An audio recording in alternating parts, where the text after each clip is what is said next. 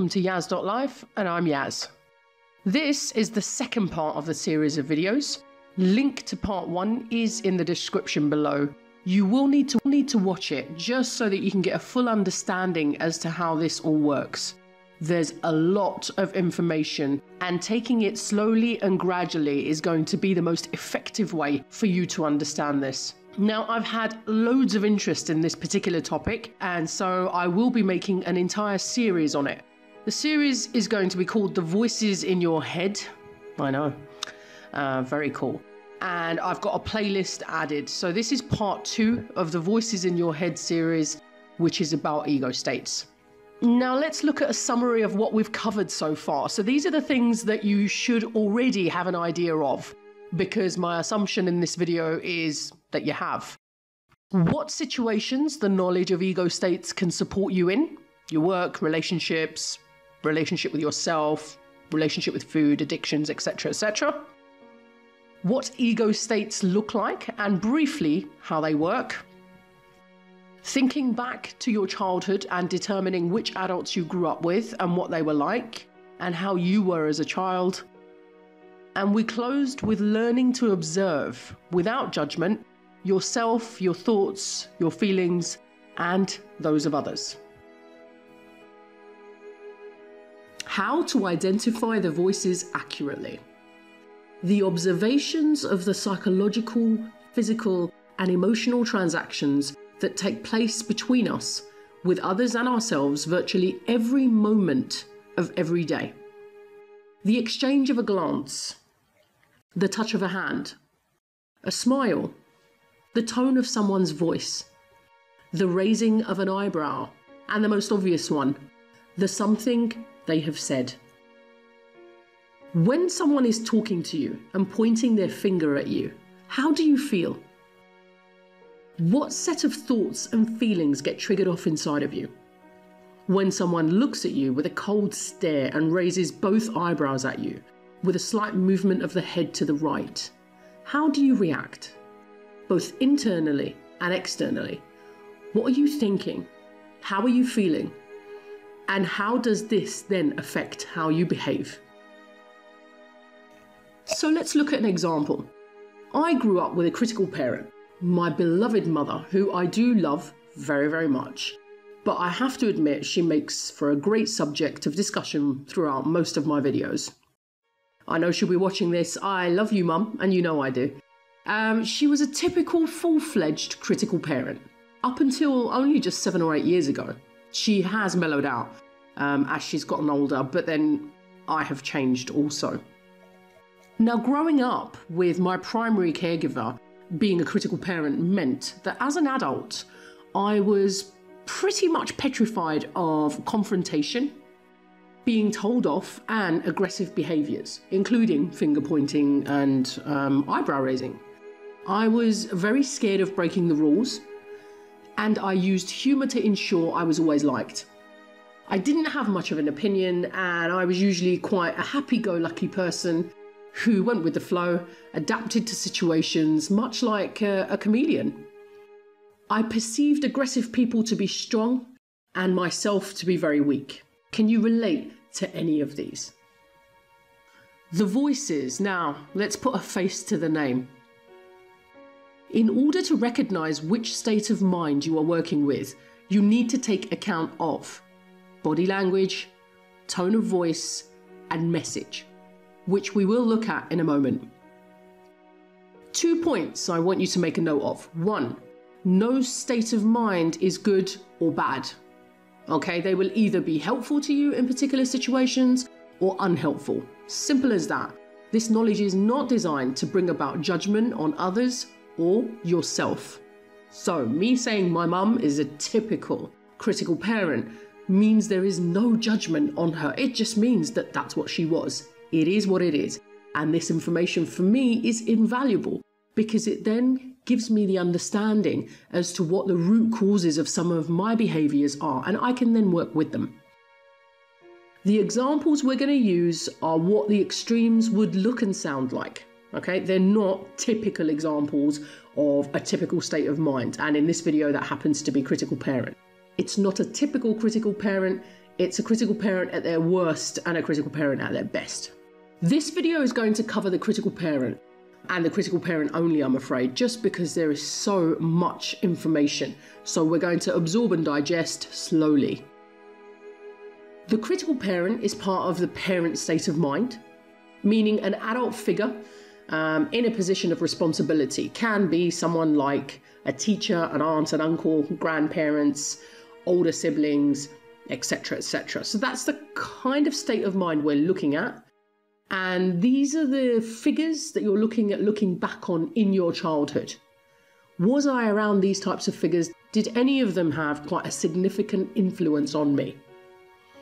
Body language. Okay, so the body language of a typical critical parent is quite authoritative, authoritarian, rigid, finger pointing, hands on hips, eyebrows raised, frown, pursed lips.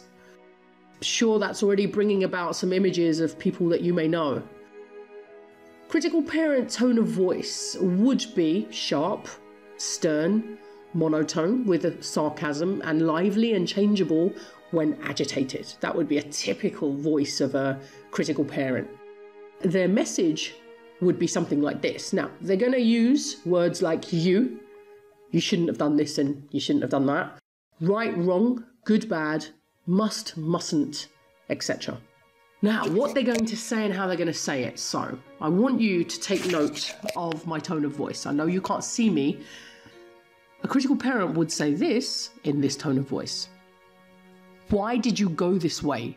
You shouldn't have taken this route. I've already told you it takes too long. Yes, a B grade is okay, but it's not an A or an A star, is it? Why don't you lose some weight? You would look so pretty if you just lost some weight. What? I'm just being honest. I find this level of service totally unacceptable, and I will be taking this matter further. I know, I should have gone into theatre.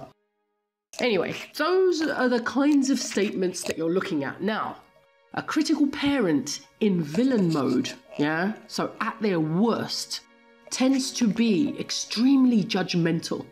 They are pushy, they're stubborn, they are opinionated with lots of blame. So it's a very persecutor kind of place. It's usually your fault and there are a million reasons as to why. They often mistake their opinions for facts or truths when they're not their opinions. They tend to be quite aggressive, impatient, in desperate need of being in control, and lack empathy. When our critical parent is in superhero mode, then when at their best, then actually they are fantastic completer finishers of tasks that they may be given or goals that they've set themselves. They are great rescuers. My mum was a superb rescuer. She bailed me out of 1,000,001 different holes that I managed to get myself into. They are fantastic protectors of those that they love, and they really are. They will stand up for you, even if it means that they're going down. They are brilliant at it. They are very good in crisis management situations. They listen, you might need some earmuffs just so that you can't hear them kind of really moaning about getting yourself in that position, but you know what, they'll get you out. They're great at that. They would be fantastic project managers. So if you are working in HR and you're a recruiter or you're interviewing, then a critical parent is most certainly the person you want to be managing your projects. They are good at getting others to follow the rules, and they are fantastic at delivering bad news. And when I say fantastic at it, I mean that they don't have a problem delivering it.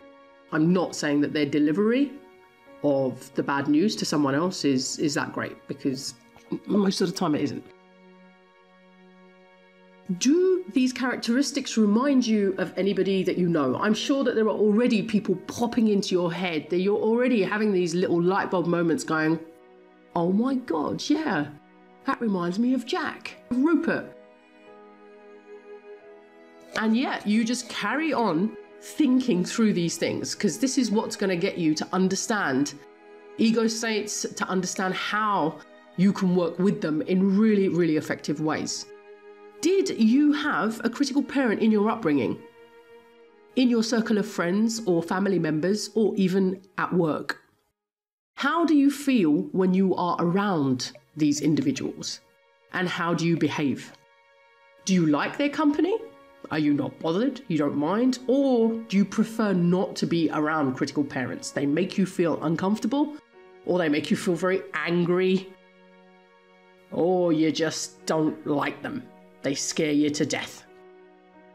The critical parent state of mind works well with some, but clashes profusely with others. So let's have a look. Best buddies. All right, so critical parent and adopted child are best buddies. Okay, they get on like a house on fire. Why? Because critical parent is fantastic at delegating and controlling, and adopted child loves to be told what to do and how to do it. They also work very, very well with rules. So these two are like a match made in heaven. Arch enemies, critical parent and rebellious child. They cannot stand to be in the same room as each other. They don't even want to be sharing the same air that they breathe. Critical parent loves to be in control and watch you like a hawk to make sure that you're following the rules. But rebellious child hates to be told what to do and truly believes that the rules are made to be broken.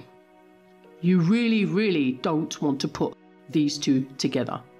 If you recruit people, if you are putting together a team, please try not to put these two in the same team together, because they will make everybody else's lives miserable. Effective interaction. If you need to communicate effectively with a critical parent, then the most helpful state of mind will usually be adult. Why? Because adult is not emotionally driven. An adult can be very, very logical. They have no problem talking about the variety of options that are available. They're not necessarily in there with a preference because that's what they want to do. They're balanced and they know when maybe somebody needs a bit of time to go away and think things through. So an adult is great with a critical parent. Also, critical parents find adults really annoying because they are loaded with facts. The other states of minds are not loaded with facts. They're actually very emotively driven. In small doses. Okay, so critical parent can handle these ego states in small doses. These guys do like each other, but like I said, in small doses. So one of them includes free child. Why? Because critical parent likes to be made to laugh. They really do love somebody with a sense of humor. And free child tends to have exactly that. Critical parent also likes nurturing parent. Why? Because they gradually soften them, and then the critical parent gets quite used to this warm, fluffy, loving stuff. But in very, very small doses and only in very particular moments.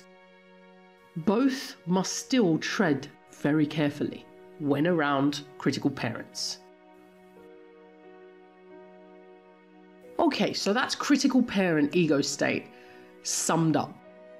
We've got the pros, we've got the cons, we've got the things that they're great at, and we've got the things that really they could do some learning over. We've also got the different states of minds that they're going to get on with. Because there is so much information to digest, we are going to take one ego state at a time. So today was critical parent. Answer as many of the questions that I've asked throughout this video and use them to determine whether you have any critical parents in your environment, in your past and or in your present. Whether you think you may be a critical parent, and use this information to observe and gather data. That's the most important thing. Gathering data, write it down. Don't get too serious about it. Write it down, don't judge it, just go, oh wow, that's interesting. Write down how you react. Write down what thoughts are triggered off when you are in the presence of a critical parent. Or write down, when you are a critical parent, what kicks off in you when a rebellious child enters your vicinity. I know we haven't covered it yet, but I'm sure you're getting an idea of what it looks like. Start to write down what your feelings are and then how you end up behaving. So how do these thoughts and feelings then affect your behavior? What do you do? Do you walk away? Do you stay? Do you argue? Do you stay quiet? Do you prefer to be passive, or do you prefer to really get in there like a boxing match? What is it that you prefer to do? What's your default behavior? Again, without any judgment. If you have any questions, any opinions or experiences that you would like to share, please do pop them down in the comment section below, as I really would love to hear from my viewers. You guys are the reason that I'm doing this, okay? So I would love to know what's going on and how you're getting on. If you have any topics that you would like me to cover, again, drop them in the comments and I'll do my best to get those covered ASAP. Part 3 of the Voices in Your Head series will be coming soon, so make sure that you subscribe to the channel to ensure you don't miss it. Our next ego state is going to be nurturing parent, so that's going to be interesting. Nurturing parent is not always what you think it is. Thank you for watching, and please do like and share so we can pass this invaluable knowledge on to others, especially those we love. And remember, be a superhero, not a villain.